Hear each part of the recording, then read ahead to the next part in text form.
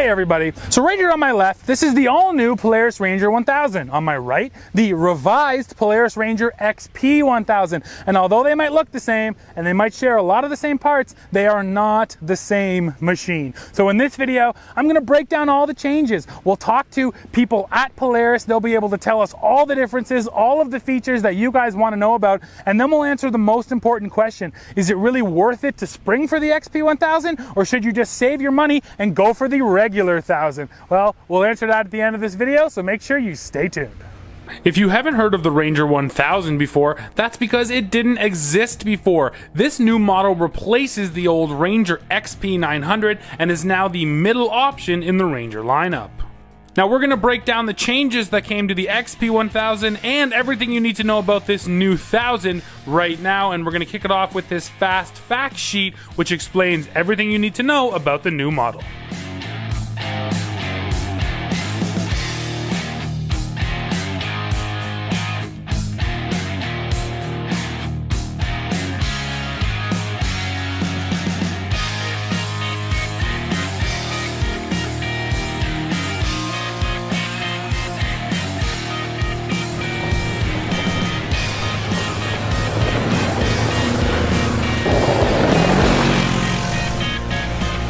So as you guys already know, Polaris just released the brand new Ranger 1000, but there's also some changes for the XP1000, and we have Anna here. She's gonna walk through the changes, but first, we're gonna talk about why you would go XP1000 over the new 1000, because the 1000 took a lot of cues from this vehicle, right? They do share some things, but there are lots of differences. So Anna, why don't you walk us through what the differences really are? Yeah, absolutely. So if you start out looking really at the front end of the vehicle, you're gonna see the XP1000 is gonna stand taller. So you're going to get more ground clearance from the XP1000 versus the Ranger 1000. So an extra inch of ground clearance, 13 inches. On the XP1000, you're also going to get bigger tires and more suspension travel.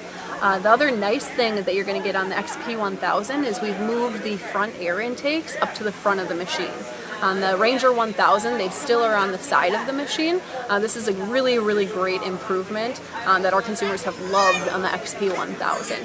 The other big thing that you're going to notice on the XP1000 when you sit in the interior are the different drive modes. So you're going to get standard, work, and performance that really you can use depending on the different type of application. The XP just has some of those really kind of luxury, neat features which set it apart. Then of course there's also drive modes, work, standard, and sport in the XP. They're not in the 1000. So there are enough differences here.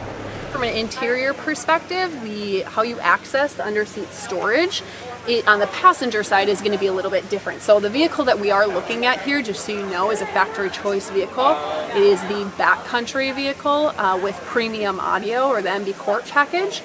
But if you look at how you access the underseat storage, you just lift up that passenger seat.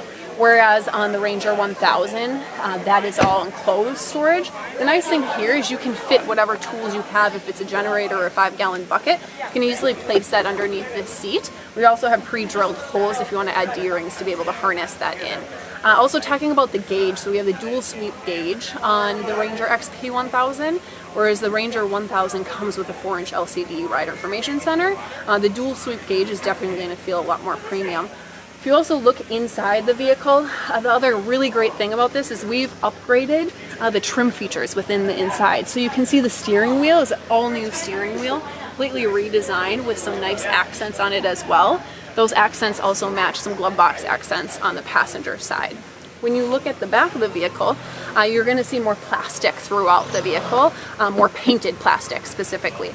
So the front end also has that really around the fenders. And then also has these painted box sides just for that more premium look and feel. Again, from the back, it is going to stand taller with the larger tires as well. This vehicle also has 82 horsepower, so it's going to have much more horsepower than the Ranger 1000, which gives it a higher top speed in both high and low as well.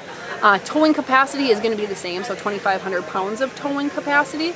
However, you will see just some overall ride and handling differences on the XP1000. The other really great thing from an accessory integration piece on the Ranger XP1000 is we have a Polaris Pulse bus bar on both machines. However, the Ranger XP1000 comes with the 6-position switch underneath the hood, whereas the Ranger 1000 comes with the 3-position switch.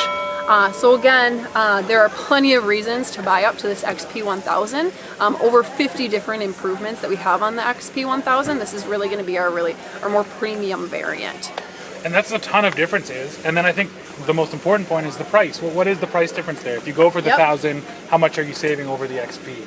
Yeah, so if you look at our Ranger 1000 starts at $12,999, and then for a premium trim on that, it's going to go up to $14,999. If you look at the XP1000, that's going to be $16,899. Okay. So a little bit of a price increase there. If you spring for this 1000, you're gonna save a couple grand. And of course, that's always nice. It's nice to be lighter on the wallet. And the real value comes in the fact that going for the 1000, you're getting the same tow rating, you're getting a lot of the same parts, you can get the same accessories from the XP1000, you're getting the same cab, same storage. So there really is a value story with the 1000. The other great thing about the XP1000 is the amount of factory choice packages that you can get. We launched factory choice in about April of 2019 with a bunch of different packages, really application specific packages. So launched at that time we did the MB Court audio package. We have Ride Command as well.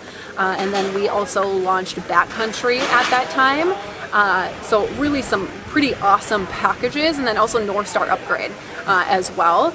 And so you can get all of these packages on the XP1000, whereas on the Ranger 1000 you can get winter prep and that's it. But if you look at really what's new on the Ranger XP1000, we have a bunch of different improvements, really from a factory choice perspective. So again, in April we launched factory choice. Now we're coming out with an additional package, so the winter prep package. It's the same exact package that you get on the Ranger 1000. So the pre-installed heater kit, the cab seals, 900 watt stator, and the winch. And then in addition to that package, we've also brought Backcountry into factory choice, whereas that was before a limited edition. Now you can get Backcountry in pretty much any color you want. You can get 3-seat and crew. You can also stack it with other packages. So as you can see here, this is our Backcountry edition. What we have included here is being able to stack it with Ride Command and then stack it with the NB Court audio upgrade package that comes with the roof speakers, the front and rear, and then also comes with the subwoofer as well. The XP still has all those cool features you might want. First of all, 82 horse, but then, Ride Command is really neat all on its own. And then the fact that the XP1000 can be customized more. You can now load packages on packages. So you can get a Backcountry edition with Ride Command, with the audio package. You can, of course, get the North Star package, which brings along heating, air conditioning, and a full cab. In addition to making it factory choice, the other really cool thing that we've integrated into this is active descent control. So ADC is completely new for the Backcountry package specifically. So again, all of our Ranger XP1000s have engine braking. If you upgrade to the Backcountry package, you get active descent control, which engages all 4 tires as you're going down hills. You also have the switch in the dash to be able to turn it on or off, and you'll feel that as soon as you hit under 20 miles per hour and are going down hills. That's awesome, man. That's a ton of info. Yes. It really is a lot new, right? Yes, we do. I think the only other thing I want to call out is really specifically on the Ride Command package. So really excited to come out with some technology improvements on Ride Command. So we're coming out with plow mode, which basically automates the plow when you go into high or go into low. The plow is going to lower. When you go into reverse, the plow is going to raise. And so you don't have to do all of that yourself with managing the winch. It's all automated. We also have group ride as well, so that when you're out riding with your friends, you can track where everyone is. In addition to those 2 technology features, we've also added a roof and then also a winch onto the Ride Command package as well. So safe to say XP1000, tons of really neat features that you can't get on the 1000, but it also sounds just like more combinations, right? You can really build this thing a little more custom and really how you want it. Exactly. Very exactly. Cool. If I'm spending my own money, I do like the value proposition of the 1000, and the features that are available over here in the XP are great, but for my usage, the 1000 will be enough. Plus the power is really excellent from this powertrain. The 82 horsepower is overwhelming and crazy and amazing, but this 61 horsepower is a perfect amount for this unit. So yeah, if I'm putting my dollars on the dealership table, I'm going for the 1000.